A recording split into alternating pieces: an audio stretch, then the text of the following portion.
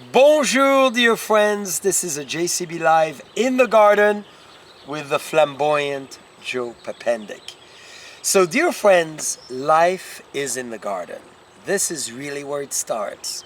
We're going to talk today about one of the most important elements of gardening. As Monet should say, my garden is on the canvas, and I love planting the seeds of my garden as I build my site. And this is what is amazing here is Joe has been collecting all those amazing seeds and in order to create one of the best garden ever. So this is really thrilling. We're going to show you what we do here at Raymond Vineyards and Deloach Vineyards with the seeds, how we plan ahead, how we cultivate the seeds, and how we anticipate every season. Yes, thank you. So here in the middle of spring, we're thinking, in my mind, I'm already into summer because I have to think 3 months ahead of what's going to grow, what's going to be ready. And so to start my seeds, we have a few that have started already earlier in the beginning. How do I know when to start? I have to wait for day length. We're doing things naturally here. I don't have heat lamps or lights or artificial stimulants. We don't need any of that. We don't need it. Nature's beautiful. She provides everything that we need. And I would like to recommend that Joe lives his garden as if he would live forever. And there's an old saying, you plan your garden as if you will live forever, because the garden will typically live longer than us. It will. We hope it will for our children, for the generations on and on, for 7 generations and more. Take care of it with that mindset. Yeah. And starting with seeds is the important part. They are the birth of the life in the garden. Here we have in front of us a few different examples. We have a shelling pea, an English-style shelling pea. Delicious. This will be ready in April to eat. We'll plant it out. And this is one of the most amazing pairing. You know, we put together this incredible wine, which is, as you know, Deloach Vineyard, following the philosophy of organic farming and biodynamics. And if you love plants, if you love, natural vegetables in its pure form, a very pure wine coming fresh from the Russian River with the peas is amazing. If you want to cheat like me, you put a little Parmesan on top, or maybe a little goat cheese, just to add a little dimension, or just sea salt, and this is a dream, right? Complete dream. And delicious from the garden, too. These are one you can walk through, take a snack, pop them open, and just so fresh, so sweet. The taste of spring. Very nice. Other ones, Parat lettuce. This is a old lettuce from Austria, a beautiful butterhead, something that we don't find very often in the supermarkets anymore. A sweet, creamy, slightly nutty, just divine butterhead. And this does best in the springtime. Lettuce is a tricky crop. It needs a cool weather. And if it's in too much heat, it gets bitter quickly. It wants to go to flower. So growing this, starting it very early in the spring, most of these seeds... So right now, early March. Early March. Yeah. While it's still cool. How do I know when? I'm looking at nature. So here we have some willow shoots. The willow is just beginning to enter bud break, and it's swelling. And so I'm looking around the garden for indications of when is things beginning to emerge. By the willow, one of our earliest plants. If I went to the coast, the willow's already swollen. Here we're a little further in the valley where it's colder, so I know it's getting ready. So see, observation of the peers in nature. Yes. Right? And the Chinese always say life begins when you start your garden. It does. And it's very true, because by observing every part of Mother Nature, from the birds to what's happening in the soil, we kind of know what to do. Yes. It's an indication. One talks to the other and triggers the other to say, you should come out and now grow yourself. Exactly. Well, observation and learning. And every year, that's the inspiring part for me to be in a garden, is every year there are so many different lessons to learn, ways to go back and to reflect, but also look forward, to have hope. And thinking of shelling peas, lettuce, and then, of course, summertime with tomatoes. I mean, look at this. Tomatoes are just beginning. We've only got the first codling. These are the first leaves. We haven't had the true leaf yet out of these different lettuce varieties. Not lettuce, excuse me. These are tomato varieties. Yes. And so these will, once they get 2 more leaves, so a total of 4, I'll pull them out of these cells and put them into a larger cell like I did with this cabbage. Wow. So I call it breakfast, lunch, and dinner. We'll start off with a regular kind of neutral forest floor potting soil mix. Start the seed there. It emerges. Transplant up into lunch. This one will have our own compost added to it, and it'll be a little more rich in order to give the stage a few more weeks, about 4 more weeks of growth, develop strength in the greenhouse, and then we'll pot it out to dinner, which will be the garden beds. When it goes out, it has a full, rich meal in the beds and be able to take off for I summer. love it. Breakfast, lunch, and dinner. And here, Joe, you have multiple Lots different... of varieties, yes. This is amazing. So, dear friends, look at this. All the different varieties of tomatoes that Joe has collected. Think about a library of books. This is the same. This is a library of seeds. So Joe has been cultivating all those seeds in the greenhouse forever in order to collect some of the best varieties. And as we eat them or enjoy them in soups or tomatoes, sauces, or even just tomatoes pure, he realizes which one he likes the most and obviously replicate it. So this is quite amazing. What a great library. Yes. This is like, Shakespeare in the bed. Yeah. Well, it's also a diversification. We don't know what's going to happen this year. And so I like to have tomatoes that would be ready for a hot year or a cold year. What's it going to be like in July and August? And so a few of these varieties will do very well. If it's a cold year, we'll be able to have a good crop. Yeah. Other ones are more adapted for producing fruit during the heat and different flavors. And then of course also different recipes. We have some that are a red slicer. That'll be great for that sandwich. Other cherry tomatoes here that are good for a salad or for snacking. What else do we have in there? We have a nice little variety. Peace vine. These are mainly cherry tomatoes, but we also have the pink Berkeley tie-dye, which is a beautiful one with stripes. Wonderful for your plate, more like an heirloom style tomato. The Cherokee Purple is the award winner when it comes to flavor. This is one of my favorite, the Cherokee. Yeah, very good. Very good because it's full of flavor. Full of flavor, it's juicy, it's a little smoky, very meaty. You're satisfied after you bite one. And our chef Rafa makes an amazing burrata, or, mozzarella or goat cheese, because our goats are fabulously producing too now.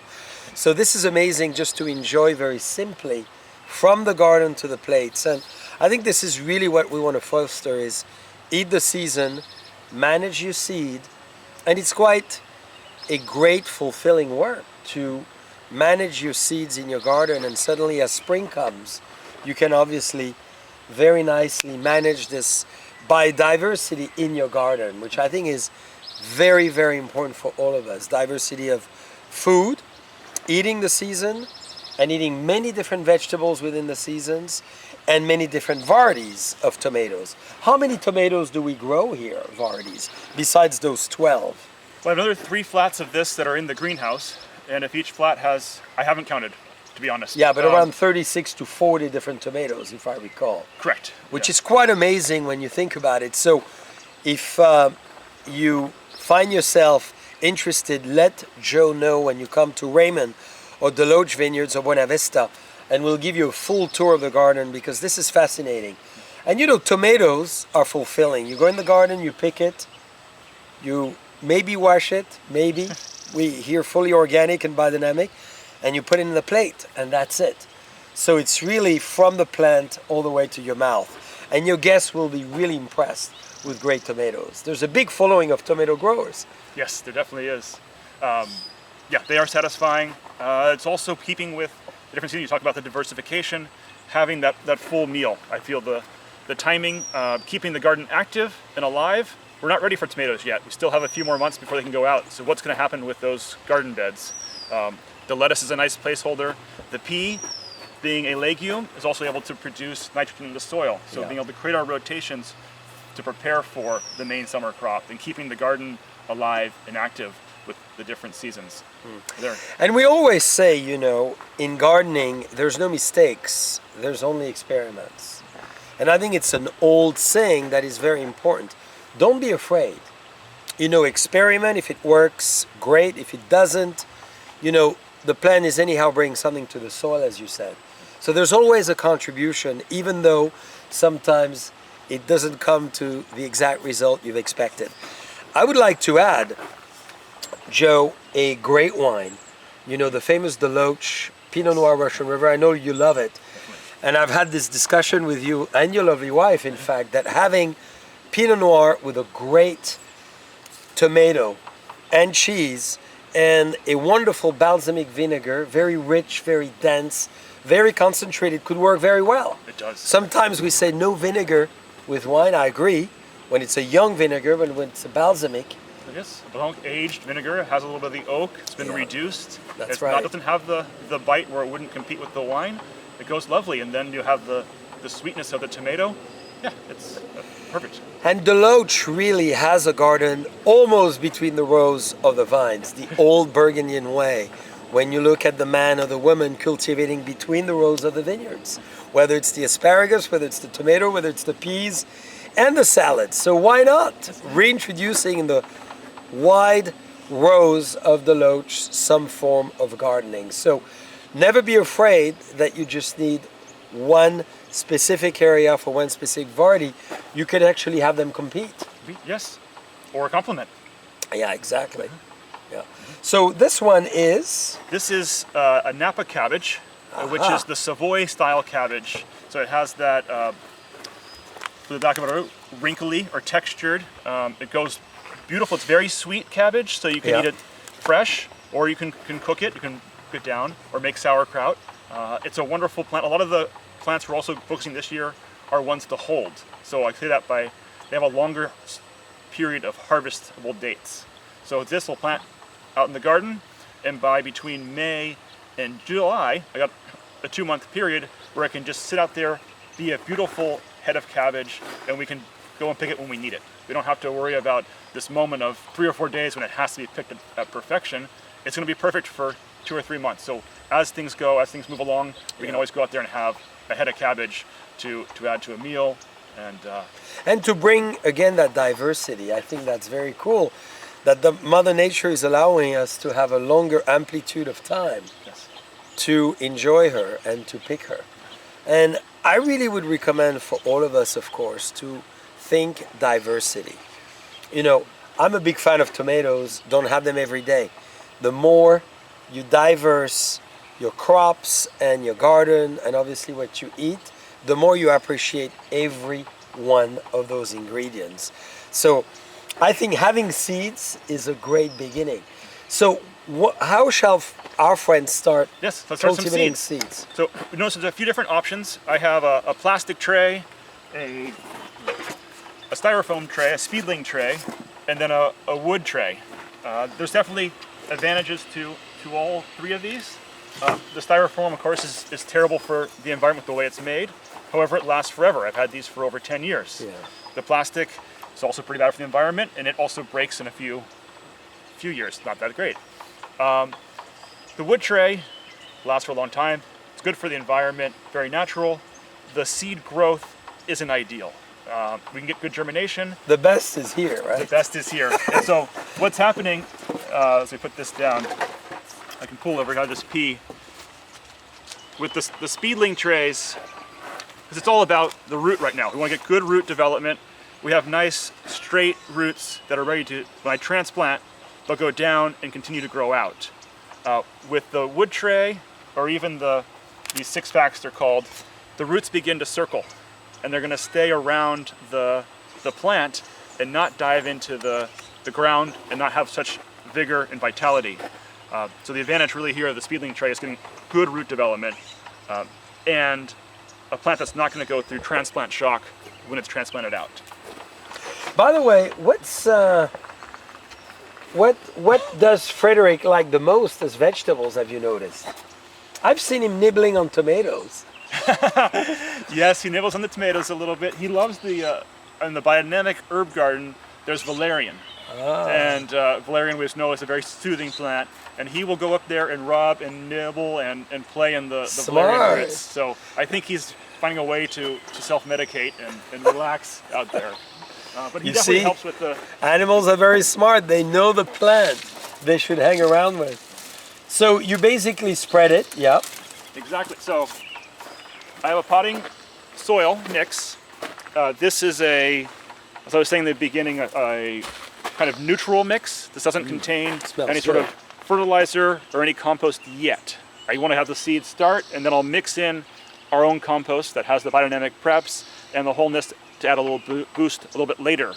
I add it too soon, I water this every day, and the water's going to wash that away. And if the plant doesn't need it yet, I don't want to add it until it's important and it can use it. That's why breakfast is, this is made up of coconut, the husk of a coconut. You have those fibers, so it's a recycled byproduct. It's been rinsed to remove all of the salt. And there's also a little bit of kind of fir forest floor, which adds a little bit of acidity, and they also add a little bit of limestone in order to adjust. And I did not know about the coconut husk. This is great. yes, it's a new, kind of in the last 15, 20 years. Peat moss was the common base for potting soil. That's right. And peat takes thousands of years to be generated. It's from bogs that were in the northern hemisphere, Scotland, all throughout Canada. Yeah. But as we've been mining those for potting soil, they've been depleted, and will take another few 10,000 years to be regenerated. I see. And then eventually they won't be there if we're using them too quickly. Yeah. So we have to keep this thing in a sustainable or recyclable, regenerative method. Coconut husks they grow. You can grow them, and you can harvest them, and then reuse them, and they're a byproduct from This the is industry. brilliant. Well, so you gently. I gently move it to fill the cells. And part of this mixture is this fine line of being able to contain moisture, because we need moisture for the seed to germinate. Yeah. But if we have too much moisture, the seed will rot. We want to have air. All the elements need to be present: earth, air, light, and water. And if it's there, all throughout that, we can have life. We can have this moment of moving from dormancy into awakening. This is amazing how gardening is an art to this level. So I add a little bit of compaction, because if it's too loose, there's too much air. So all those, if they're not in balance, it will create a loose root. The germination, the growth isn't as steady. So you play the piano now. I do. I play the piano. And they create machines to do this for you, but I also like the human touch. The connection Is very to important. And now I move it back over, and I have some seeds here.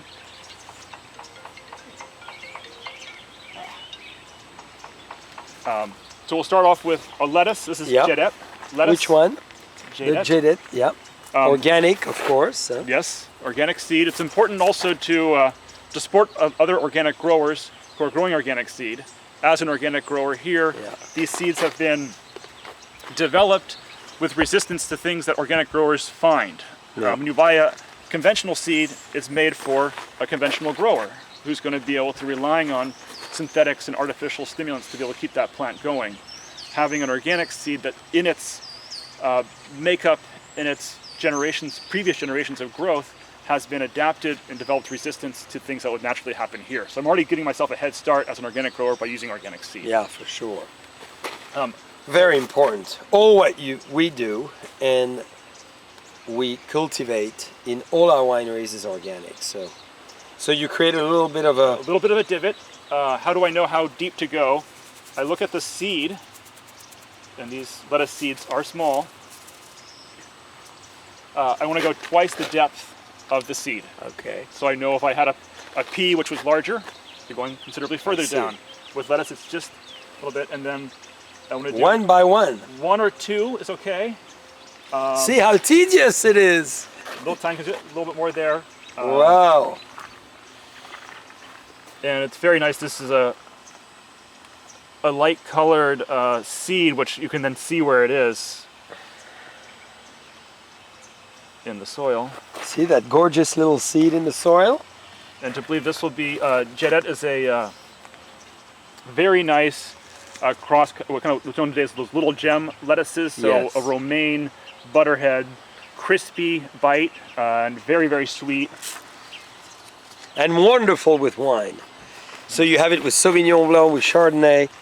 I would not recommend the vinegar in this case, but just pure olive oil or even grapeseed oil, and it's amazing. It is. It's wonderful. It's crunchy. Or even having it pure with hummus. At the Oakville Grocery, we produce those amazing hummus recipe, and you take the leaf and You This is really a- gently dip it in it, the true Mediterranean way, and it's very healthy and great. Definitely. Yeah, Crunchy, and this is a great one for that with that type of spoon of a leaf. that's right. And a very clean, pure flavor. But you could see seeding is not just a science, it's an art. And every gesture of Joe here, from the little deviate to everything else, is so important to get such results. Yes. It's very detailed. It is, and it's a human touch too, to be there, to be involved. And now it doesn't stop here. I'll pat these down, got the label it, and be able to watch it every day as we're watering it, Yes. seeing it grow, and then as I mentioned, the different points of adding a little bit of compost, the compost tea. I may cut up the willow as well and add that to ferment, and then irrigate with the willow to be able to add more stimulus as the plant's going through its growth. It's going to take about 6 weeks from this stage today to get to there, to what's ready to be transplanted out. And then we'll transplant them for dinner. Yes, for dinner, exactly. So breakfast, lunch, dinner. It's a great way to explain it. So then you put your little sign, yes, of there we go. course. Here it is. There it is. So I have that, and we'll keep going with what else we have. We have some eggplant, Moana leopard lettuce, which is a beautiful spotted Yeah, red I spot really love. lettuce. Well, needless to say, I love leopard. Yes. But this is a great one and very flavorful as well. Very flavorful. One came actually out of University of Hawaii. Oh, really? So developed for a little bit more heat tolerance. So once again, talking about different one. Jedet is one that's going more in the winter, a cold tolerant, heat tolerant. What's spring going to give us? Is going to have a warm spring or a cold spring? So diversification to be ready. And then onions, a beautiful Rosa di Milano red onion from Italy, and then our red Russian kale. Ah, the kale. Yes. Of course. And we call it red Russian because this is It's a Russian variety, so as opposed to the European Italian variety, dinosaur or Toscano Vesano kale, which is straight, very dark green with those indentations, kind of dinosaur scaly bark. This one has a much tender, lobed side, like an oak leaf, and the red stripes in the middle. I find this one to be sweeter. Yeah. It's more like on the spinach side. And very good for borscht. Very good for borscht, for soups, Yes. for And very good with a Russian River Pinot from Yes. the Loach, of course. Definitely. We're going all Russian. This is what a day. Well, Joe, thank you so much. It's so informative, so exciting. And I hope everybody enjoyed this day of seeding and preparing the future. So congratulations, Joe, and to all of you seeding in your own garden and thinking about the future and building your own libraries of seed. Think about your libraries of books, your library of culture and knowledge. This is the same in your garden. The garden is the representation of who you are. So all of you, as Voltaire said, cultivate your own garden.